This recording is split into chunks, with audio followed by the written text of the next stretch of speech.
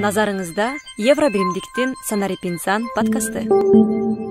Саламатсыздарбы урматтуу угармандар. Сиздер менен бүгүн Санарип инсан подкастынын алгачкы чыгарылышы жана аны алып баруучусу мен Сапаргүл Абдинабиева. Биринчи чыгарылышыбыздын коногу туризм тармагындагы ишкер Санарип инсан Кемин Гест Хаус мейманканасынын негиздөөчүсү Азиз Исабеков. Саламатсызбы? Саламатсыздарбы? Азиз, бүгүн сиздин туризм тармагында абдан чоң ийгиликтерди жараткан ишкердигиңизден мурун 2015-жылы биз сиздин айылга барганда чакан мештин жанына отуруп түнкү 3кө чейин келечек кыялдар, максаттар жөнүндө сүйлөшкөнбүз. Бирок сиз өзүңүз канчалык ишендиңиз эле ошондо азыркыдай чоң мейманкананын ээси болуп, миңдеген чет өлкөлүк туристтерди кабыл алып, чоң Кеминдин жүрөгүнө айланабыз деп ишендиңиз беле? Ошол кездеги биздин баягы физикалык жактан кыялдарыбыз, баардык пландарыбыз, бир максаттарыбыз, эго, интуиция баардыгы ошого туура болгон үчүн ишти алып баруу, ошол азыркы биз ээ болгон нерселердин баардыгы ошондо менимче ойлойм да ошо калыптанса керек депчи. Болбосо эми баягы адам жаш болобу, кар болобу, ошол нерселер ошого ээ болуучу бир күч болбосо андан кыйыныраак болот го деп ойлойм да анан. Бирок мен ишенем, ар бир адам максаттарды эң биринчи кезекте кыялдарды, максаттарды мындай туура аныктап алса, анан мисалы мен мына рекин жасашым керек деп, жетигини жасашым керек деп баягы ар бир адамдардын, башка бир адамдардын максаттарын жеңил көрүп эле ошону максат кое берсе болбойт го деп ойлойм да. Менин оюмча ошо чакан болсо деле өзүнүн ишке ашырган максаты болсо, анда аны ишке ашырууда дагы жеңил болот жана мындай кыйынчылыктар көп. Анткени ар бир нерсенин аркасында бир кыйын бир моменттер бар да. Ошонун баары жеңил болот го деп эсептеймин да. Анткени бул мен өзүмдүн практикамдан өтүп атат, өзүмдүн башыман өтүп атат дегендей. Ошол туризм чөйрөсүндө силердин ийгиликке жетишиңердин эң чоң ачкычы бул салттуу ыкмадан баш тартып, санариптик ыкмалар менен иштешкениңер, аларды колдоно билгениңер болду деп өзүң дагы буга чейин айтып жүргөнсүң. Ошолор тууралуу кененирээк айтып берсең, кайсы учурда сен санариптик көндөмдөргө муктаждык бар экенин, алардын маанилүүлүгүн түшүнүп жеттиң? Жана эмнеден баштадың? Эң башынан баштасак, биринчи ошо ишти баштаардын алдында баягы тил үйрөнүүдөн башталып калган да. Ошондо санарип деген азыр эстеп атам. Мен эме сөздүктөрүм бар болчу да. Барактап ачып, мисалы бир бук деген сөздү табыш керек болсо, анан бга кирип, анан таратып ачып ишин, анан бга барып, анан таап, анан жазып алып, анда эми анчалык деле телефондо гаджеттер бир нерселер жок эле го. Эң эле күчтүү дегенде Nokia телефондор ошондой болчу. Анан жаман кыйын болот эле. Мен элестетчүмүн, мунун баардыгын биз ушинтип кагаздап жүрө берсек качан жетебиз тиги биз кыялданып аткан турмушка депчи. Анан Кудай баягы жакшы биз бактылуу поколение муун экенбиз, бат эле келип калды анын баары. Ошондо мен биринчилерден болуп эсимде, баягы словарларды телефонго көчүрүп, бир сөздү жазсаң бат эле которуп бергеничи. Ошондо башталган кызыктардын баардыгы.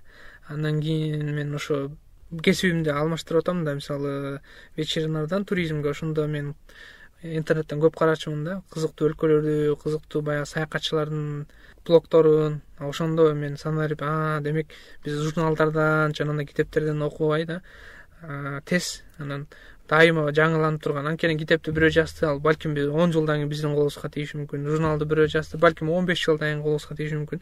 Азыркы мисалы блогторду биз бир нече ай мурун, даже азыр бир блог жазса жайында, балким биз күзүндө окуп уже ал маалыматты эскирип кете элек деп алабыз да. Анан мен мурун бир эстеп атам, Lonely Planet деген бир Кыргызстан тууралуу бир китеп бар да. Аны ар бир туристчи, саякатчы алып, анын ичинде контакттар баары бар, көтөрүп алып жүрүш керек, окуш керек эми.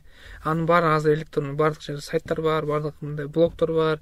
Кагаздап сактай берген нерселердин бат эле бизге ушул келгенин да мен байкап атам да. То есть бизге да жакшы, маалыматты тез алабыз, тез жеткиребиз. Экинчи жагынан ушу саякатчыларга да жакшы да. Баягыдай китептерди алып издеп жүрбөй, сайттар бар, соцсеттерде баракчалар бар, тез-тезден. Мисалы биз өзүбүздүн ишти алсак деле, биз үчүн деле ошол ыңгайлуу да.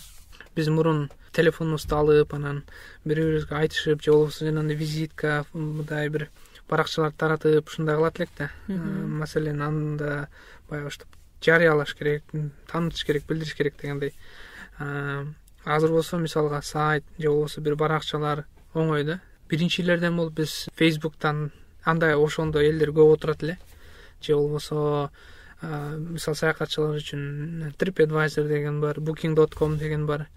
Булар эми биз Кыргызстанда 3-4 жыл соңура эле колдоно баштадык. 2015-тен баштап уже баягы саякатчылар келип бири-бирибизге айтып, ага чейин мындай буклеттер көп мындай эмеле ала кетишип, беришип, анан бири-бирине сунуштап. Азыр деле бар, бирок биз көп колдонгон.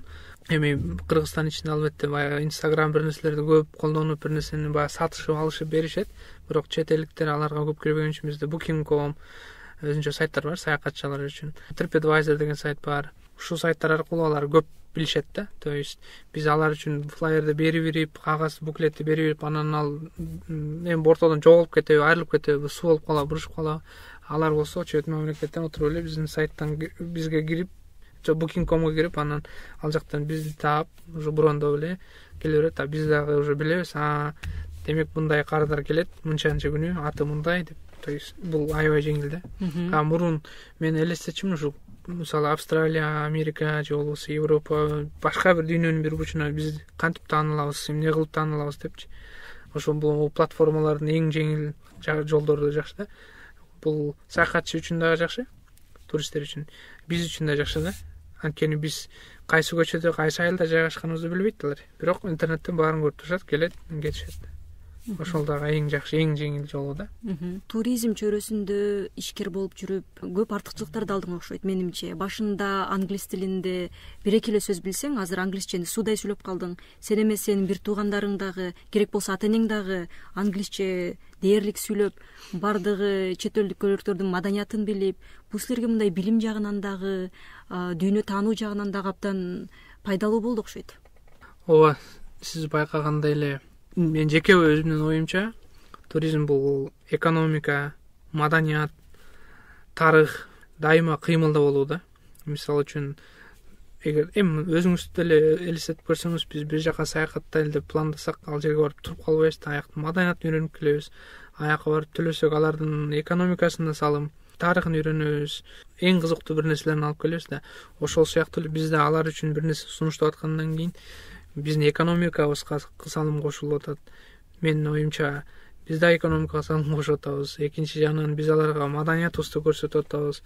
Өзүбүздүн эле маданиятты көрсөтүп отуруп калбай, алардын жаңы маданиятын кабыл алып, биздики менен аралаштырып көрүп атабыз. Анан кийин бул жерден алар албетте тарыхка кызыгат, басып өткөн жолубуз, биз көчмөн болгондон кийин цивилизациясы, алар менен бирге өнүгүп атабыз, прогресс болуп атат. Ошон үчүн мен баягы 4 нерсени мындай приоритет катары экономикага да салым кошсун деп айтат элем, маданиятка да салым кошсо деп айтат элем. Анткени булар менен биригип биз өзүбүздүн маданиятты алмашып калып атат. Алмашып калып атат деген мындай алардыкынан алып атабыз, биз аларга үйрөтүп атабыз. Тарыхыбызды да жаңыртып унутпай, мисалы мен буларга айтып бергенде гана эстейм да. Эми аны моюнга алыш керек. Экиден отуруп эле тарыхты сүйлөшпөйбүз азыр. Анан ошондо тарыхты эстейм. Прогресс дегени мен алар менен кызмат көрсөтүп, бир өзүбүздүн акыбызды алгандан кийин жөн отуруп калбай, дайыма өнүгөбүз. Бул дагы өзүнчө бир алга жылыш. Ошон үчүн мен айтат элем, туризм баардык жерде ушу дайыма алга жылып, өнүгүп, жаңы нерселерди алып келет. Анткени эгерде адам баягы мындай өзү ошол чөйрөнү жакшы алып кете тургандай бир кандайдыр бир сапаттар болсо, менимче ойлор, идеялар ошол өзү эле келе берет да. Келген коноктор өздөрү да айтып турат, мындайыңар, балким муну мындай кылып койсоңор туурараак болот болуш керек деп. Анткени Кыргызстанга келип аткан адамдар деле баягы жөн эле адамдар эмес да. Мен көрүп жүрөм, кээ жок дегенде бир 50-60 өлкөнү кыдырган, алды 100 өлкөгө чейин баргандар да. Анан аларда тажрыйба көп, аларда мындай көрөгөчтүк көп. Анан айтып берсе, жакшы акыл болду деп мен алардан көп нерсени үйрөнүп алып калам да, жугузуп өзүмө. Азиз, өзүң деле билесиң, Кыргызстандын туризм тармагында абдан потенциалы кенен азыркы учурда. Айрымдары бул тармакта кызмат көрсөткөн ишкер, алардын жалпысына ушул санариптик көндүмдөрдүн мааниси тууралуу, жалпы эле ушунун мындай ойлору бар да. Мисалы, азыр көп платформалар бар, тил үйрөнсө, биз тууралуу болуп аткандан кийин көптөгөн платформалар бар, же болбосо онлайн курстар бар, же башка да курстар бар. Ошол жактарга жазылып барып, тил үйрөнүп, эми баягы туризмдин байланышы бул тил да, туризмди байланыштырган. Тил билсең, ошолор менен кеңирээк байланышасың, жекеме жеке байланышасың дегендей. Ошол платформаларды менимче азыр издеп табыш өтө деле кыйын эмес да. Ар бир киши телефондон эле таап, көрүп, билип, тез эле өздөштүрүп кетсе болот. Тем более биздин өзүбүздүн ушундай сапаттар болгон үчүн. Эми ошол ойлорум болсо, мен мынтип айтат элем. Баягындай TikTok же Facebook, Instagram бир нерселерди эле карасаң, муну тигини карасаң деп эле бөлүшүп эле, анан лайк басып эле, комментарий жазып эле отура бербейм. Балким ошондон бир аз эле убакыттын көбүн ошол жака буруп, тил үйрөнүп, ар кандай платформаларга кирип, мисалы мен ушул тармакта алектенип калсам, эмнелер керек деп ошол ар кандай блогдор бар. Азыр Кыргызстанга кандай деген күчтүү кызыктуу блогерлер келген жок. Ошолордун маалыматты эмне тууралуу жазып атат, ошону мындай анализ кылып, менимче ошолордон баштаса, анан акырындан именно ошол тармакка эмнелер керек болсо, азыр интернеттен чогултса аябай тез да. Идеялар да көп. Менимче ушуну сунуштамакмын. Бул башталгыч катары, анан кийин уже баягы ошол именно ошол сферага кирип кетсе, анда балким андан дагы уже баягы ошондо мынтип кеңеш катары айтса болот болуш керек деп, азырынча ой катары ошол тууралуу деп эсептейм да. Рахмат, Азиз. Маегибиздин аягында дагы бир жолу тааныштыра кетейин. Сиздер менен бүгүн Санарип инсан подкастында туризм тармагында ишкер Кемин Гест Хаус мейманканасынын жетекчиси Азиз Исабеков болду. Подкастты мен Сапаргуль Абзинабиева алып бардым.